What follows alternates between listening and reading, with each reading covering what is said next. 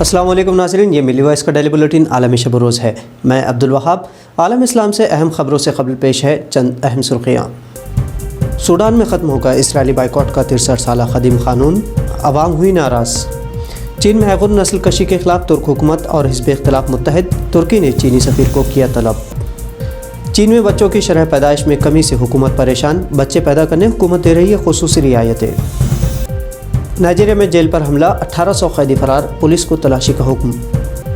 اور اسرائیل میں 2 سال میں 4 مرتبہ انتخابات، پھر بھی اسرائیلی وزیر اعظم ہیں کرسی سے دور، حکومت بنانے 28 دنوں کا وقت۔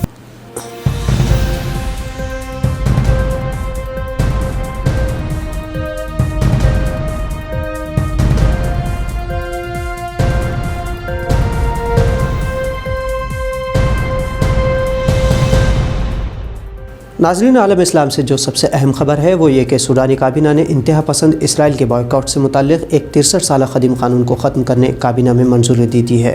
حالانکہ اس قانون کو ختم کرنے حتمی طور پر سوڈانی ایوان کے مشترکہ اجلاس کی منظوری ضروری ہے۔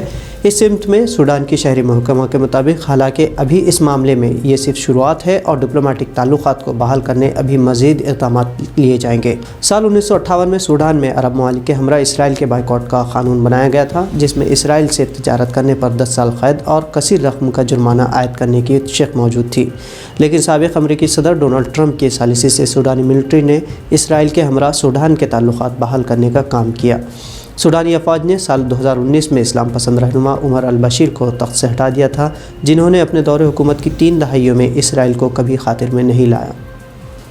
ترکی نے چینی سفیر کو طلب کر کے چینی مظالم کی سخت الفاظ میں مذمت کی ہے۔ ساتھ ہی چینی سفیر کو ترک رہنما کے خلاف ٹویٹ پر انتباہ دیا گیا کہ وہ شرنگیزی سے باز آئے۔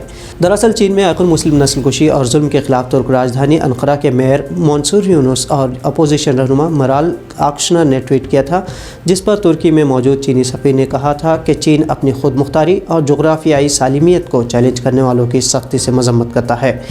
چینی سفیر کے جواب سے ناراض ترک حکومت نے چینی سفیر کو طلب کرتے ہوئے سخت انتباہ دیا۔ اس سے قبل چینی وزیر خارجہ کے ترک دورے پر ترکی میں موجود ہزاروں ایغور مہاجرین نے چین کے خلاف مظاہرہ کیے تھے۔ اقوام متحدہ کی رپورٹ کے مطابق چینی صوبہ زنجیانگ میں 1 ملین سے زیادہ ایغور مسلمان حکومتی تشدد، نسل کشی اور انسانیت مخالف جرائم کا شکار بنے ہیں۔ بچوں کی پیدائش میں 15% کمی سے پریشان چینی حکومت نے 2 بچوں کی پیدائش کے لیے کئی قسم کی سہولتیں دے رکھی ہے۔ اس کے باوجود لاک ڈاؤن کے دوران بچوں کی شرح پیدائش میں اضافہ نہیں ہوا ہے۔ چینی حکومت کی رپورٹ کے مطابق چین بحران سے گزر رہا ہے، جہاں نوجوانوں میں کمی اور معمر افراد کی تعداد میں اضافہ ہو رہا ہے۔ سال 2016 کے بعد سے چین میں شرح پیدائش میں مسلسل کمی آ رہی ہے۔ سال 2020 کے دوسرے نصف عرصے میں بچوں کی شرح پیدائش 9% سے 32.6% تک گھٹ گئی ہے۔ اس سے یہ نتیجہ بھی اخذ ہوا کہ چین میں زرخیزی کی شرح کم ہوئی ہے۔ چین نے آبادی کم کرنے کے لیے سن 1970 کے عشرے میں 1 بچہ پالیسی نافذ کی تھی، لیکن ملک کی تیزی سے بڑھتے عمر دراز آبادی کو دیکھتے ہوئے سال 2016 میں اس پالیسی کو ختم کر دیا گیا تھا۔ نائجیریا میں 1800 سے زائد قیدیوں کو جیل سے فرار ہونے کی واردات انجام دی گئی ہے۔ مسلح افراد نے دھماکہ خیز مواد اور راکٹوں سے اویری شہر کی جیل پر حملہ کر دیا، جس کے بعد سے قیدی فرار ہو گئے۔ پولیس کا کہنا ہے کہ حملہ مقامی بیفارہ آبادی کی کالعدم علیحدگی پسند تنظیم IPOB کے ارکان نے کیا، جبکہ تنظیم نے اس اقدام میں ملوث ہونے کی تردید کی ہے۔ محکمے کے ترجمان کے مطابق اویری جیل پر نامعلوم افراد کے حملے کے بعد 1844 قیدی جیل سے فرار ہو گئے۔ نائجیریائی صدر بخاری نے اس حملے کو دہشت گردی قرار دیا ہے اور سیکیورٹی افسران کو حکم دیا کہ وہ جلد از جلد ان قیدیوں کی گرفتاری کرے۔ اویری شہر نائجیریا ڈیلٹا کے قریب واقع ہے، جہاں تیل کے ذخائر موجود ہیں۔ نائجیریا براعظم افریقہ کی سب سے بڑی معیشت ہے، جس میں تیل کی برآمد کا بڑا حصہ ہے۔ یاد رہے کہ IPOB ملک کے جنوب مشرقی علاقے کے نائجیریا سے علیحدگی کا مطالبہ کرتی ہے۔ وہ اس علاقے کو بیافرا کہتی ہے۔ 1967 سے 1970 کے درمیان نائجیریا اور علیحدگی پسندوں کے درمیان خانہ جنگی کے دوران 1 لاکھ کے قریب افراد ہلاک ہوئے تھے۔ عالمی ادارہ صحت WHO پاسپورٹ ویکسینیشن کے لیے فی الحال کسی طرح کی منصوبہ بندی پر غور نہیں کر رہا ہے، جس سے کہ مسافرین کی صحت کی مکمل معلومات پاسپورٹ پر درج ہو۔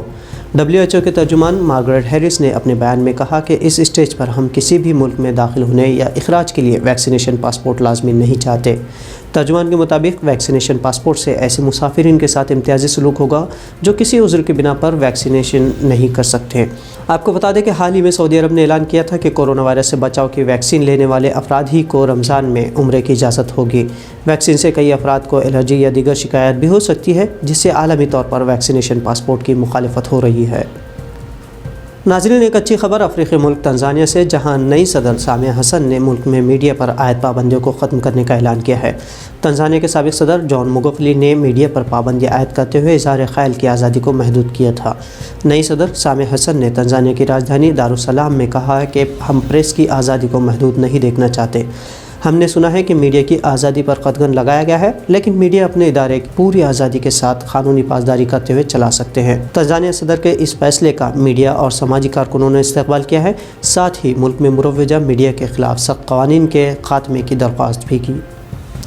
اسرائیل میں حالیہ انتخابات کے بعد صدر ریولین نے وزیر اعظم بنیامین نیتن یاہو کو نئی حکومت بنانے کی دعوت دی ہے، تاہم ان کا کہنا ہے کہ بظاہر کسی بھی امیدوار کے پاس اتنی حمایت نہیں کہ وہ حکومت چلا سکے۔ حالانکہ اسرائیلی صدر نے بنیامین نیتن یاہو پر طنز کرتے ہوئے کہا کہ کئی لوگوں کی رائے ہے کہ ایک ایسے امیدوار کو حکومت بنانے کی دعوت نہیں دینی چاہیے جسے عدالت میں کرپشن کیسز کا سامنا ہو۔ تاہم اسرائیلی صدر نے کہا کہ قانون میں اس کی گنجائش موجود ہے کہ جب تک مقدمات کا فیصلہ نہیں ہو جاتا، وزیر اعظم اپنے عہدے پر کام کر سکتے ہیں۔ آپ کو بتا دیں کہ 71 سالہ بنیامین نیتن یاہو 12 سال سے اقتدار میں رہے ہیں اور سب سے زیادہ عرصہ اسرائیل کے وزیر اعظم رہنے والے سیاستداں ہیں۔ اس کے باوجود اسرائیل میں پچھلے 2 سالوں کے دوران 4 بار عام انتخابات منعقد ہو چکے ہیں۔ نیتن یاہو کے پاس ایک مخلوط حکومت کے قیام کے لیے دوسری جماعتوں کے ساتھ مذاکرات کے لیے اب 28 دن کا وقت درکار ہے۔ تاہم عرب پارٹی فی الحال کنگ میکر ہے، جس کے ساتھ انتہا پسند نیتن یاہو اشتراک نہیں کرنا چاہتے۔ نیتن یاہو کو کرپشن، فراڈ اور اختیارات کے ناجائز استعمال کے الزامات کا سامنا ہے۔ دیکھنا یہ ہے کہ کیا اسرائیل میں پھر سے ان 2 سالوں میں 5ویں بار عام انتخابات ہوتے ہیں۔ تو ناظرین، عالم اسلام سے یہ تھی آج کی اہم خبریں۔ دیگر خبروں، تجزیوں اور تصاویر کے لیے ملی وائس کو فیس بک اور یوٹیوب پر سبسکرائب اور فالو ضرور کریں۔ عبدالوہاب آپ سے اجازت چاہتا ہے۔ اللہ حافظ۔